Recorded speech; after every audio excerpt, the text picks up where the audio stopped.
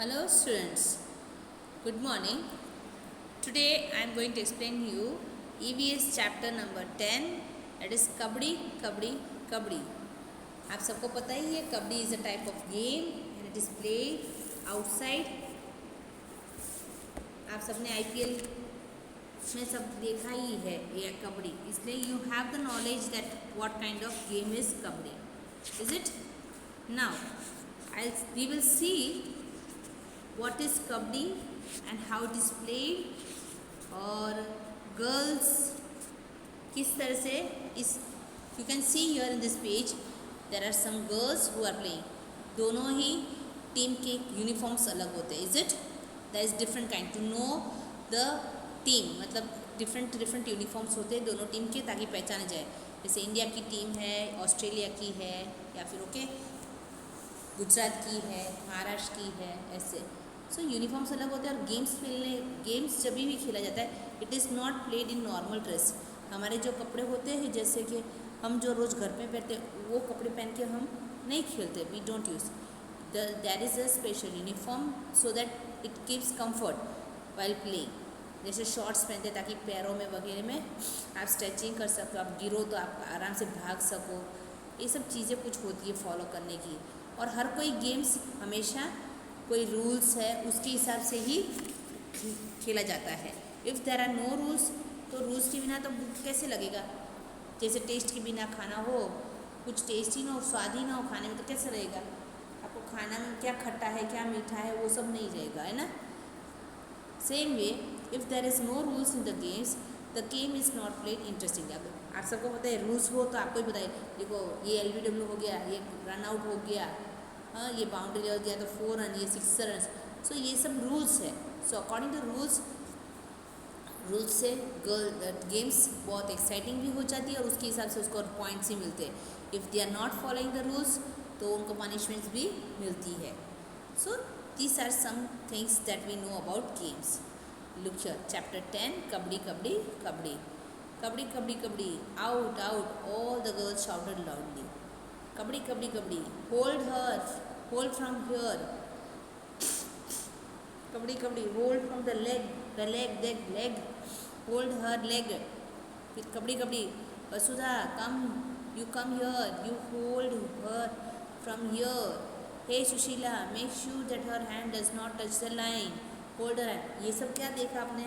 You have seen this dialogue conversation while जब कोई opposite हमारे जो प्लेयर होते हैं वो अगर सामने वाले के जाते हैं टीम में जाता है खेलने के लिए तो उस टाइम पे उसको आउट करने के लिए ये सब कॉन्वर्सेशन चिल्लाते हैं. हाँ इसके पैर पकड़ो, इसको पैर पकड़ो पकड़ो जोर से, वो टच ना कर पाए. और एक चीज़ होती है हर चीज़ गेम में सेंट्रल लाइन बहुत इंपॉर्टेंट है. इफ़ सेंट्रल लाइन टच कर लेते और कबड्डी में एक खास चीज़ है आपको बोलते ही रहना है kabaddi kabaddi kabaddi kabaddi kabaddi. If you stop it okay, अगर आप बीच में सांस लेते हो या फिर रुक जाते हो तो you are considered as doubt. अगर आपने कंटिन्यूस बोलते रहते हो और फिर किसी ने आपको टच कर लिया और आप उसको टच करके अपने ग्राउंड में आ गए, अपनी टीम की तरफ आ गए तो he will be considered out. तो ये सब रूल्स से हमें पता चलता है. हाँ ये अगर ये कबड्डी कबड्डी बोलना पड़ता है. अगर सामने वाला हमें टाउच कर लेता है, मैं सेटेलाइट को टच कर लेती हूँ तो वो आउट हो जाता है. तो ये सब हमें कैसे पता चलता है, बिकॉज रूल्स बनाए गए गेम्स खेलते. तो ये बोल रहे हाँ उसके पग पकड़ो, हाथ पकड़ो, यहाँ से पकड़ो ताकि satellite touch. Kabaddi kabaddi oh she has touch, out out out, all out, हो your team is all out. फिर क्या हुआ, उसको एक लोग ने नहीं पाया, सब ने. You can see here in the picture सब लोगों ने उसको पकड़ा था. ओके सेकेंड पिक्चर में देखो, आई शो यू. देखो सब ने उसको पकड़ के रखा और she is touching the central line. तो क्या हुआ, जितने लोग पकड़ के बैठते हैं और सेंट्रल लाइन टच कर लेती है और कबड्डी कबड्डी बोलना बंद नहीं करती है, then all are considered out. What are these girls doing, they are shouting out out out. It is clear that they are playing games. इससे हमें पता चल जाता है ये लोग चिल्ला रहे थे पागल की तरह आउट आउट, बट ये लोग कबड्डी गेम खेल रहे हैं. What do you call this game. चेडू गुड्डू, हू तू चू किट हुड्डू और कबड्डी और समझे, मतलब अलग अलग मतलब प्लेसेस में उसको अलग अलग, जैसे हम लोग उसको कबड्डी के नाम से जानते हैं, कुछ जगह पे उसको हू तू बोलते हैं, चेडू गुड्डू बोलते हैं, चू किट कैट बोलते हैं, हुडुडू बोलते हैं। सो हर जगह उसको अलग नाम से पहचानी जाती है। When the girls surrounded Shamla and caught her, everyone thought that she was out. मतलब सब लोगों ने उसके जब घेर के रख दिया था और when she touched the center line तो क्या हुआ, सब लोगों ने ऐसे ही समझा कि श्यामला आउट हो गई. But what happened, somebody caught her legs and somebody her arms while one girl caught her from the waist. But Shamla was not the one to give up. हुआ क्या, श्यामला को किसी ने बोला कि तू आउट हो गई, तू आउट हो गई. उन लोगों को ऐसे लगा कि श्यामला ने बोलना मतलब कबड्डी कबड्डी बोलना बंद कर दिया. So she was out. और वो आउट हो गई जब उसने कबड्डी बोलना बंद किया और वो आउट हो गई. मतलब ये लोग अपनी आप को एक्सेप्ट करना नहीं चाहते कि हम लोग आउट हुए, इसलिए ये लोग श्यामला की गलती निकाल रहे. किसी ने उसके हाथ पकड़े थे, किसी ने बोला कि तू उसको कमर से पकड़, किसी ने उसके पैर से पकड़ा, किसी ने उसके हाथ से पकड़ा. तो इस तरह से, बट फिर भी श्यामला कोई हार मानने वाले में से नहीं थी.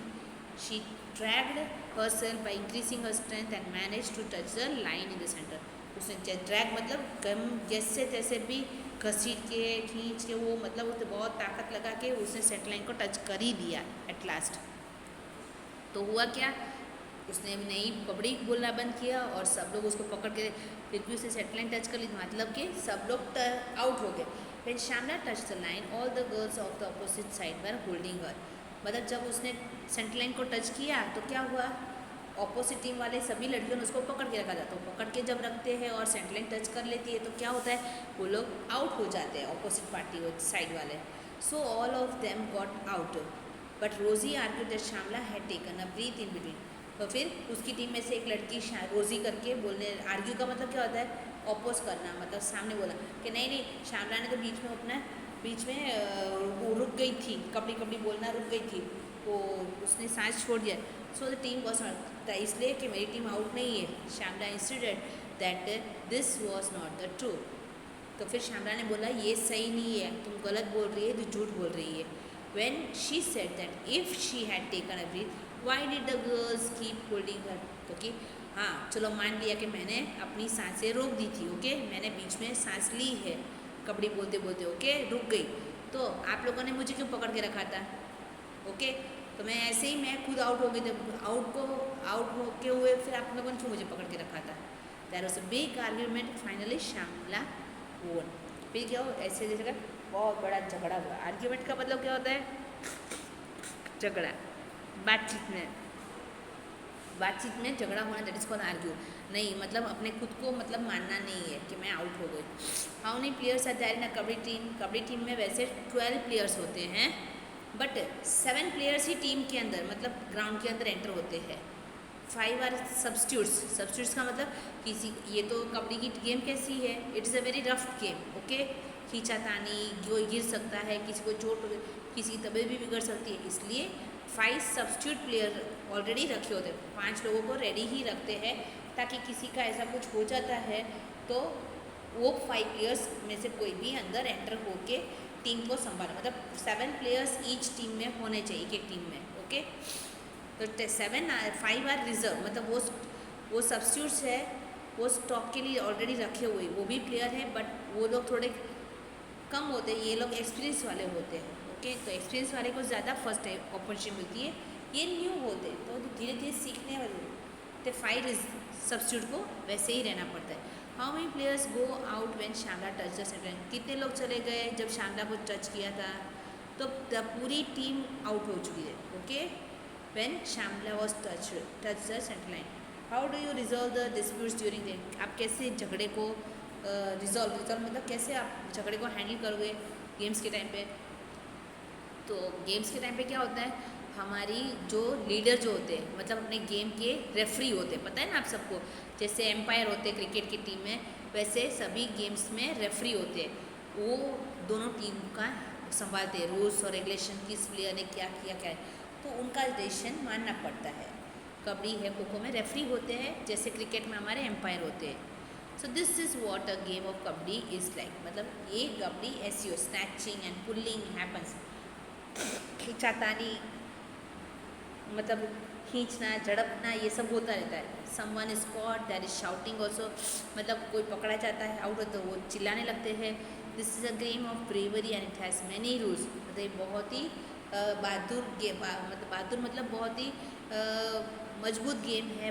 मतलब सब लोग ब्रेव बच्चे, मतलब कोई जैसे जैसे इंसान को ये खेल नहीं सकता है। मजबूत इंसान जो होता है, बहादुर होता है, वही खेल सकता है। और इसमें बहुत सारे रूल्स होते हैं फॉलो करने। What does one do when one takes turn in kabaddi?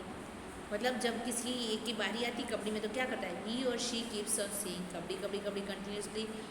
They have to hold their breath until they are coming back in their position. मतलब जब भी कबड्डी टीम में एक प्लेयर दूसरी टीम में खेलने के लिए जाता है, व्हाट हैपन्स, उनको क्या फॉलो कर? एक तो उनको कंटिन्यूस मतलब रिपीटेडली बिना रुके कबड्डी कबड्डी बोलते रहना है। एंड वो जब तक अपने एरिया में ना आए, अपनी टीम के अंदर आए, तब तक उसको बोलते रहना है, तब तक उसको रुकना नहीं, अपनी सांसें नहीं रोकनी है। What when you are taking your turn be careful, you have to use your body and mind too. मतलब जब आपकी बारी आती है टीम के अंदर जाने, सामने वाली टीम के जाके आपकी बारी आती है खेलने के लिए, तो क्या होता है? आपको अपनी बॉडी भी बहुत स्ट्रॉन्ग रखनी पड़ती है और दिमाग को भी ध्यान में रखना पड़ता है, क्योंकि कोई आपको पकड़ लेता है, कैसे गोल लेना है, किसको आपको टच करना है, कौन सा प्लेयर कच्चा है, तो आप उसको ईजिली टच करके आ जाओ तो वो आउट हो सकता है। You have to pay attention all, सब जगह आपको ध्यान रखना। When you touch the line of the other team, मतलब तुम दूसरी टीम की लाइन टच करे तो take care that nobody from their team will catch you. तो उस टीम की वाले कोई आपको टच नहीं, क्योंकि बाउंड्री लाइन होती है, बाउंड्री लाइन से बाहर भी नहीं जाना है। और फिर सेंटर लाइन टच किया तो उसके रूल्स होते हैं, how much you have to be careful. इसलिए बहुत ध्यान से ये गेम खेलनी पड़ती है। Hold your breath say kabaddi kabaddi, how many times would you say it? कितनी बार बोलोगे आप? When you go to play kabaddi focus your attention on your legs, arms and eyes. जब आपकी बारी आती है और आप कबड्डी खेलने जाते हो तो आपको पैरों पे, आर्म्स मतलब हाथों, और आँखों, तीनों पे बहुत ही कॉन्सेंट्रेशन और ध्यान रहना चाहिए। You will notice the good coordination of all these body parts helps you a lot. तब आपको पता चले, देखो दिमाग कैसे आपको किसको पकड़ना है, उसके लिए आंखें देखने के लिए होती है कि सेंटर लाइन है या नहीं, और हाथ और पैर तो लाइन को टच ना करें, और हाथ भी हमारे लंबे लंबे रखने पड़ते, कोई हमें टच ना कर दे। ऑल दिस थिंग, मतलब पूरी बॉडी आपकी, दिमाग, हाथ पैर, सब कुछ आपका यूज़ होता है। इसलिए इन सब का कोऑर्डिनेशन, जैसा दिमाग सोचता है वैसे अपने बॉडी काम करता है। सो इन सब का कोऑपरेशन आपको दिखने को मिलता है।